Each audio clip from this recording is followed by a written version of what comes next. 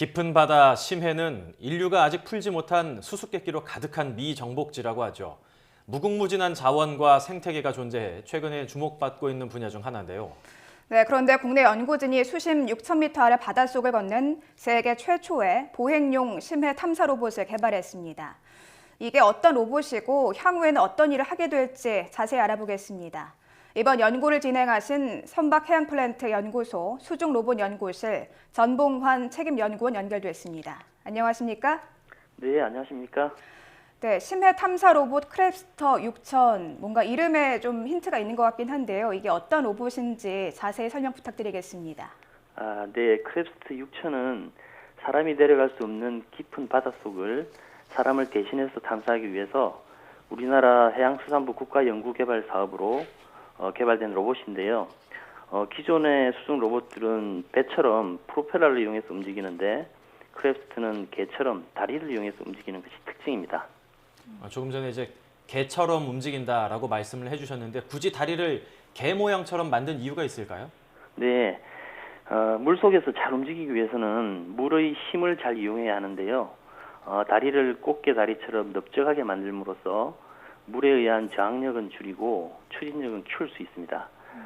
그래서 더 효율적으로 걸을 수 있고 심지어는 헤엄도 칠 수 있는 것이죠.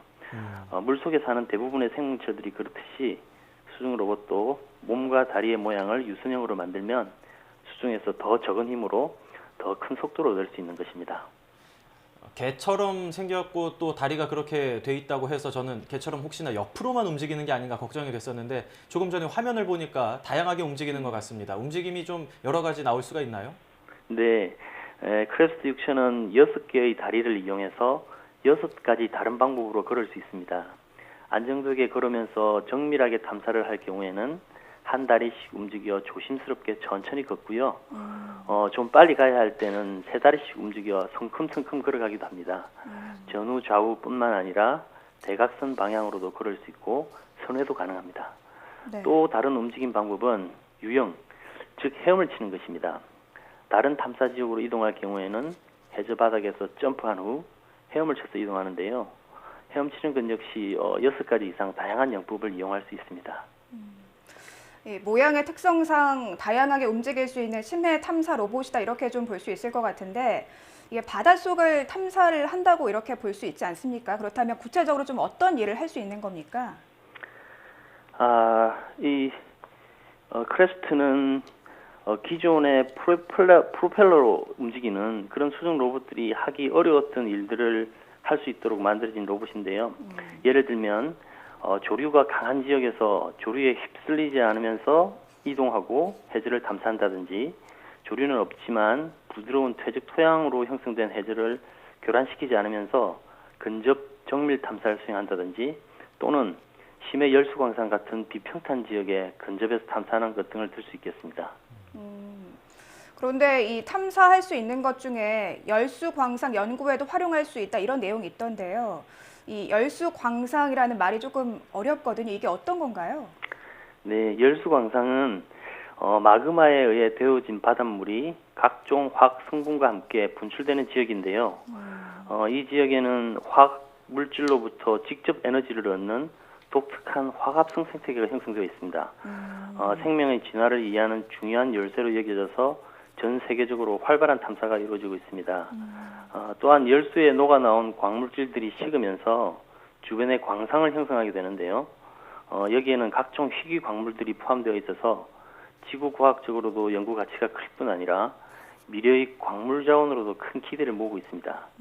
그러나 이런 열수 광상들은 주로 500m 이상 깊은 바닷속에 존재하기 때문에 아직 밝혀지지 않은 것이 많아 그 연구 가치가 크다고 할 수 있겠습니다.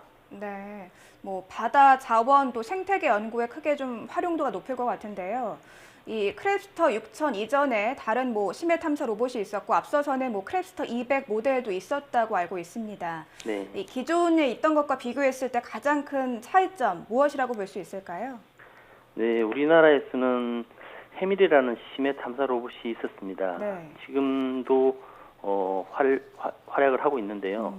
이 로봇의 경우에는 6개의 프로펠러를 장착해서 수중에서 이동을 합니다.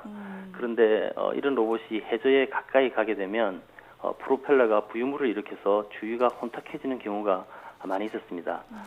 그래서 크랩스트 6000은 이런 프로펠러 대신 다리로 이동함으로써 해적 교란을 최소화하거나 또 울퉁불퉁한 비평탄 지역에 아주 근접해서 정밀 탐사를 수행할 수 있다는 특징이 있습니다. 또 크랩스트 200은 수심 200m 이내에서 조류가 강한 지역을 탐사하는 데 최적화된 로봇인데요. 크랩스트 6000은 달리 조류는 강하지 않지만 6000m까지 깊은 수심의 해저를 탐사할 수 있다는 것이 가장 큰 차이점이라 할 수 있습니다. 아무래도 이제 6,000m 아주 깊은 곳까지 들어갈 수 있기 때문에 상당히 기대가 큰데 크랩스터 6000 언제 첫 탐사 시작합니까? 네, 크랩스트 6000은 지난 10월 대형 수조에서 바다로 나가기 위한 사전 실험을 모두 마쳤습니다. 오는 12월 1일부터 일주일간 동해 1,500m 수심에서 시운전 겸 시범 탐사를 수행할 예정이고요. 이어서 12월 12일부터 보름 동안 태평양 6,000m 수심에서 성능 시험 겸 시범 탐사를 수행할 예정으로 있습니다. 네, 그렇군요. 자, 그렇다면 이번 이 크랩스터 개발의 가장 큰 의의랄까요? 이런 것들은 좀 어디에 있다고 판단하십니까? 네, 크랩스트는 다족형 수중 로봇 중에서는 세계에서 가장 깊이 내려갈 수 있는 세계 최대의 수중 로봇입니다. 네. 소음이 적고 해적 교란을 최소화하는 환경 친화적인 수중 로봇이라는 장점이 있습니다. 또 생물체의 장점을 모사한 로봇 개발 기술이 실제 바다에서 작업할 수 있는 수준까지 발전했다는데 기술적 의의가 있고요. 특히 설계에서 제작, 시험까지 전 개발 과정이 순수 국내 기술로 이루어졌다는데 더 큰 의의가 있다고 생각합니다. 네, 여러 가지로 좀 이렇게 교훈을 얻게 하는 정말 마음이 좀 뿌듯해지는 그런 성과에 대해서 짚어주셨는데 아직까지는 이 심해 탐사 로봇 연구가 우리나라에서는 선진국에 비해서 조금 뒤처져 있다, 이렇게 뒤늦게 출발을 했다 이런 얘기들이 많이 있더라고요.